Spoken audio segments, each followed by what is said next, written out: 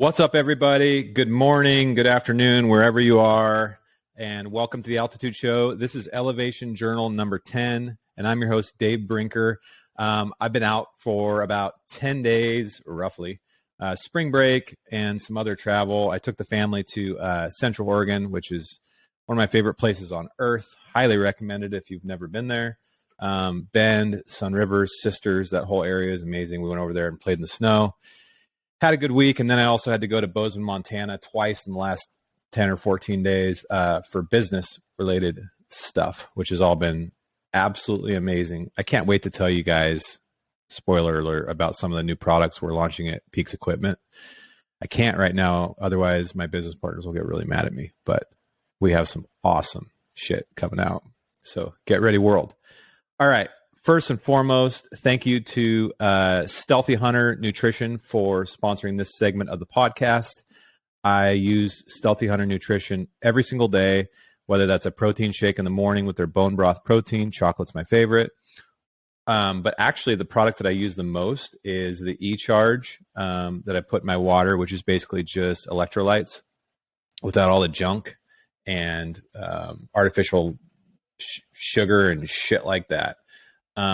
It's really good. I drink it in the morning, just a little hint of it in the morning. And then I also drink it after and before a workout to stay hydrated. So check out the E-Charge electrolytes on Stealthy Hunter Nutrition, stealthyhunter.com. And you can use code Altitude for a discount. It helps the show. So I appreciate that. All right. So with all that said, we also, we got the winners of the giveaway. I appreciate everybody that entered the giveaway. The winners have been contacted. So I've had a few people reach out and ask about that. We have already contacted the winners, and it was awesome. We got tons of subscriptions on YouTube and comments and interaction and support for our partners. So thanks for participating, guys. And I'm going to do more of those, I think, because the partners love them. You guys love them. Why not do more of them? All right. So like I said, there was no interview this week. Usually I would talk about what I learned from my interview. I didn't put out an interview this week. So I'm going to take a little bit of a different route. So next week is the 5-year anniversary of launching my EP, my music, my first professionally recorded EP called Made Out West. And I launched it when we were still living in Montana, and we did a big launch event in Livingston, Montana. I recorded that EP in Nashville with some of the best musicians in the world, with my buddy Zach Swan producing it. And it was roughly a 20-year project for me. So I thought it was worth reflecting on it and sharing some learnings with you guys for your creative endeavors that you may be just starting or in the middle of or whatever, something that you want to actually execute on. I've had over 1.5 million streams. I've got to travel around and play shows in different states. Got to go to Nashville back and forth quite a bit. I've met amazing people. I've been backstage more than I ever thought I would be. Music has turned into a connection outside of my norms that have introduced me to people and places and things that I never would have thought I was even worthy of. And it was all because I decided to start playing the guitar when I was 19 because I wanted to impress a girl. And what turned out was me actually doing something that I thought was one of the most amazing experiences of my life. Hearing my song come to life, or my songs come to life that I wrote in the studio with these musicians that are amazing and bringing them to life was truly and honestly, other than having kids and getting married, and maybe some hunting situations I've been, the best feeling I've ever had in my life. So how did that happen? How did I even get to do that? A lot of people would say that's not possible for the average person. I don't believe that I have any musical talent that anybody else doesn't have. I don't believe that, I never have believed that I'm worthy of being like super duper famous musician. What I did know was that I wanted to write music and I wanted to record. When I first started writing when I was 19 or 20, I made the decision that someday I wanted to record an album. I didn't realize how long it would take. But I also decided that I wasn't going to do that until I had enough songs that were worthy of the investment. Recording professionally, especially in Nashville, is really expensive. It can be thousands of dollars per song. So I'm going to take you through sort of how I did it, and then it's basically, let's see, how many steps do I have here? I have seven steps to going after your creative endeavor. And so here we go. So for those of you that have something that you want to do that's creative, say you want to be a painter or a musician or start a podcast or whatever it might be, I believe that deep down in all of us, we have creativity. I think it's one of the most unique things about humans, and one of the most beautiful things about humans is we can create things that make the world a better place, either through utility, like the iPhone, or through just emotional connection through like a painting. You can make someone's world better, including yourself, by creating shit. So I think we're all drawn to create. The reason I think most people don't create is because of a few factors, but one of them is fear. So step number one, though, is you have to identify an interest. You have to, there's a bunch of things that you could do, right? I was fortunate that I knew what I wanted to do. Basically, hunting and music have really been the two main interests of my whole life. But I realized that a lot of people don't have that luxury. They're searching for what they want to spend the next decade or two on in terms of their creative endeavor. But you have to focus it down, otherwise it'll turn into a mess. So how do you do that? You go out and try a bunch of things.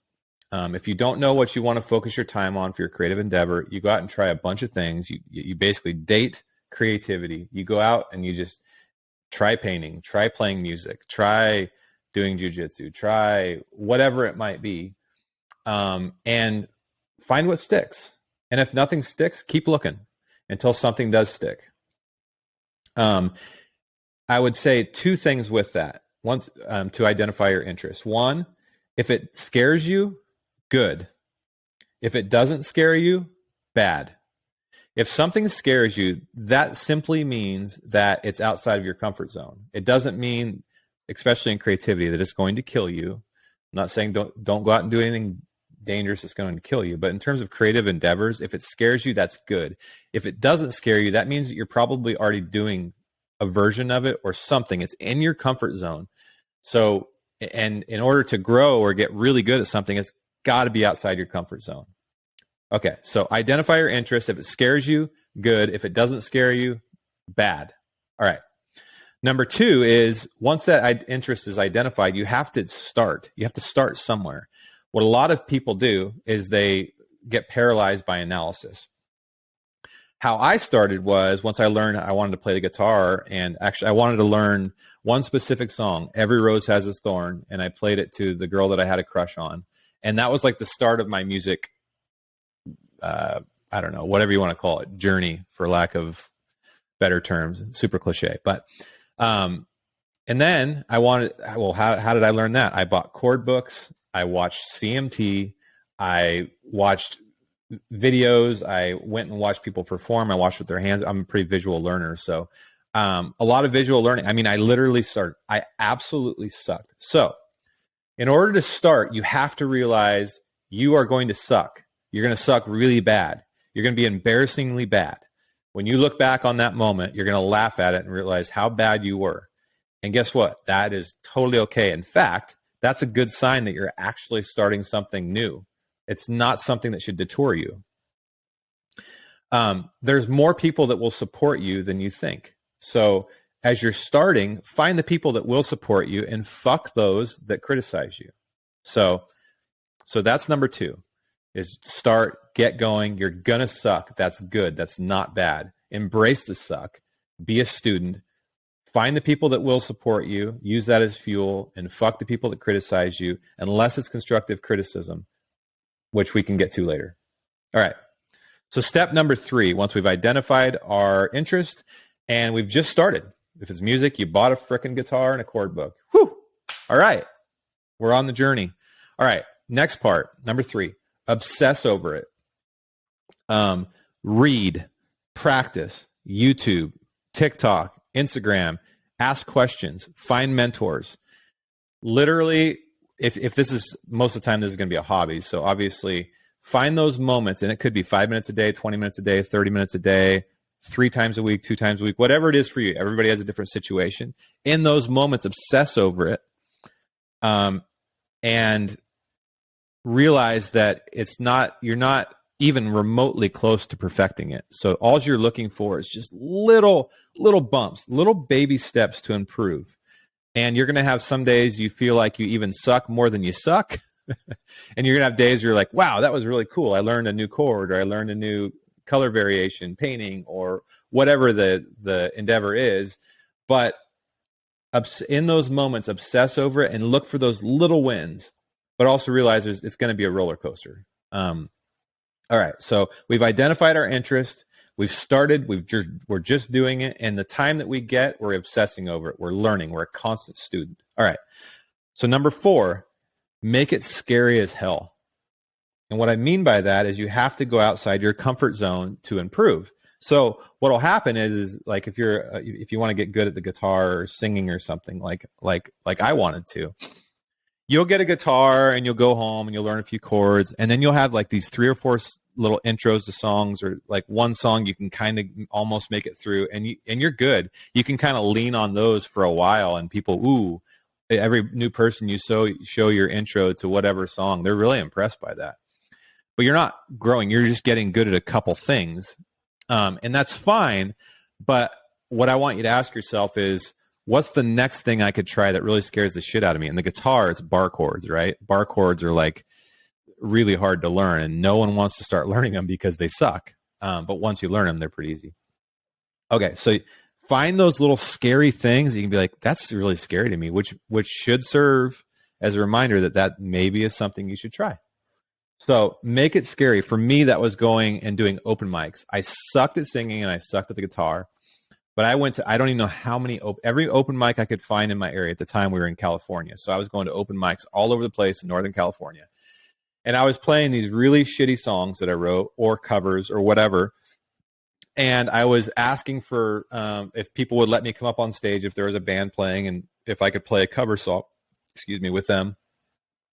Any opportunity I could to get on the mic and get experience with the light shining in my face and me singing and playing chords at the same time and that scared the living shit out of me.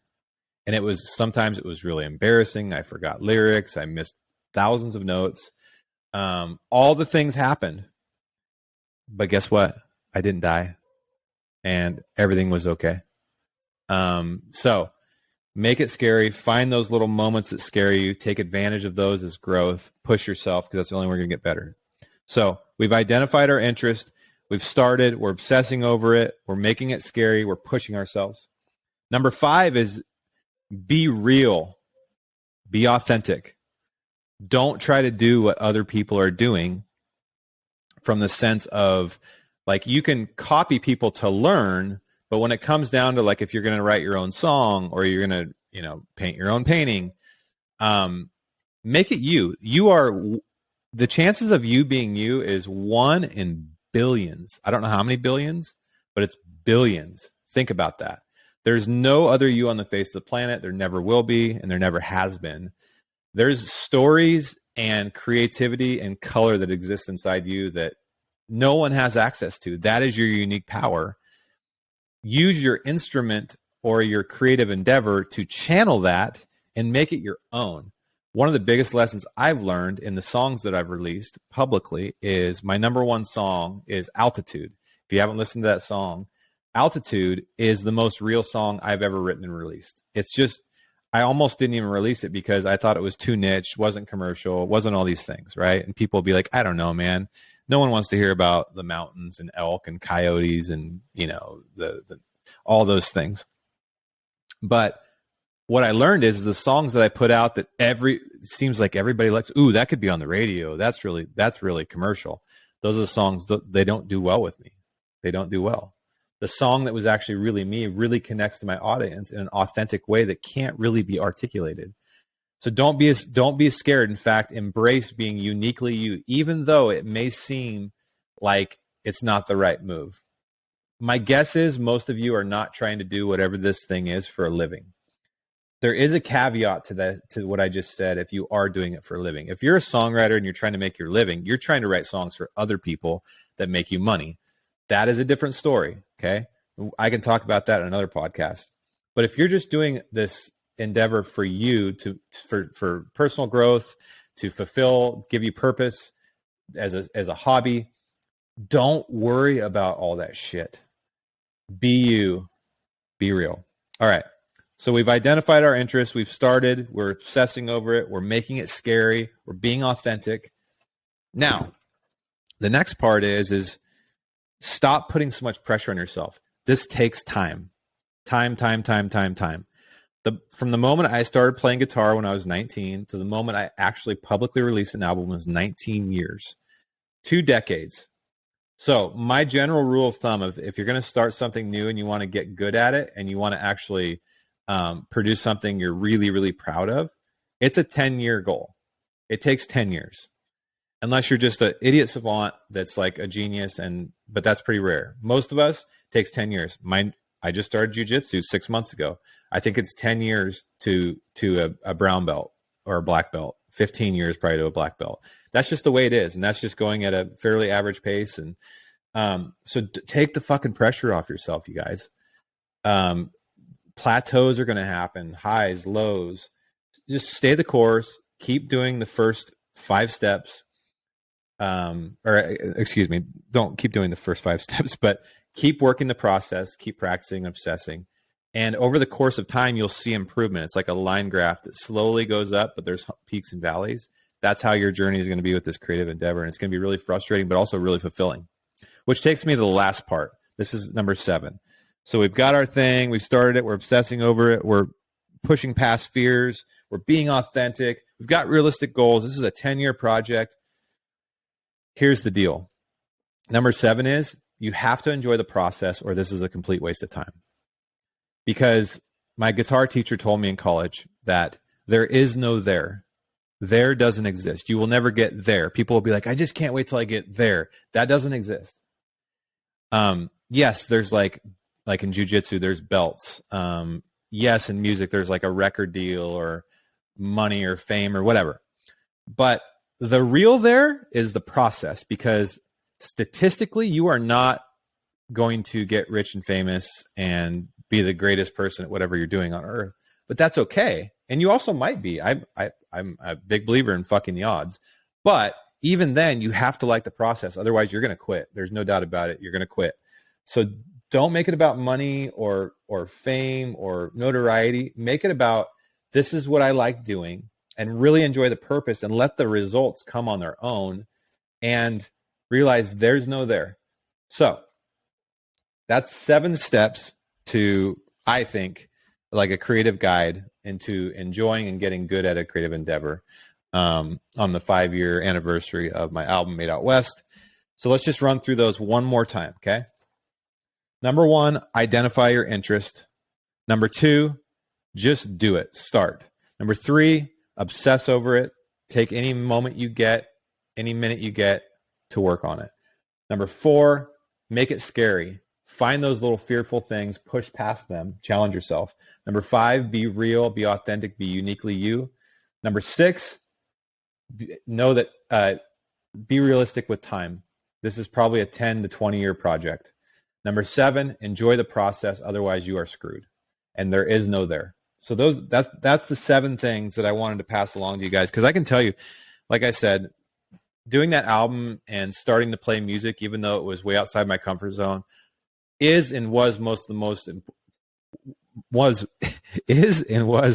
most important things I've ever done in my life. And I think hopefully someday my kids, grandkids, great grandkids look back on that and go, that's pretty cool. Not a lot of people do that. Like, get to have millions of streams and play all these shows and meet all these people and do something you really like. And that's cool. I mean, what else is life about other than family and community? It's like finding purpose and finding something that actually has an impact. I've really enjoyed the messages and phone calls and people walking up to me that really are impacted by my music. No, I'm not Kenny Chesney or Tim McGraw or whoever, but I'm me, and I can release music, and I'm going to continue to release music. And that is so powerful to have your own thing like that, especially for those of you that aren't self-employed and get to work on your own projects all the time like I am. If you're constantly making somebody else doing work for somebody else. You have a boss. You're 9 to 5, 40, 50, 60 hours a week. You're putting all this energy into someone else's thing. Find something that's only yours that you can work on when you get that 1 minute, 5 minutes, 20 minutes, 30 minutes that's uniquely yours. Follow those steps, and I promise you, you're going to find a lot of fulfillment out of it, no matter what the outcomes are. So I hope you guys listen to that, because it really is the 20 years, well, it's 25 years now that I've spent on music has really, really, really been fulfilling for me. And it has not been profitable. And that's okay, because that's not what it's about. There is no there. So don't wait. You'll regret it. Don't listen to the critics. Don't listen to your demons. Go now. Embrace the suck. All right. That's all I got for today. I am actually in a couple hours interviewing my buddy Cole Kramer, who's a brown bear guide on Kodiak Island. Lives a really extraordinary life, crazy life, has tons of crazy stories. I've known him for about 15 years. I can't wait to get that out to you guys. That will be out on Tuesday morning, either Monday morning or Tuesday morning. I also have Ryan Lampers coming back on the podcast next week, and I have a bunch of other guests that are all over the board, from mental health experts to health experts to hunters to entrepreneurs. So I'm really excited about this spring. I got a lot of good shows headed your way, and I appreciate your support so much. Have a great weekend, folks. Cheers.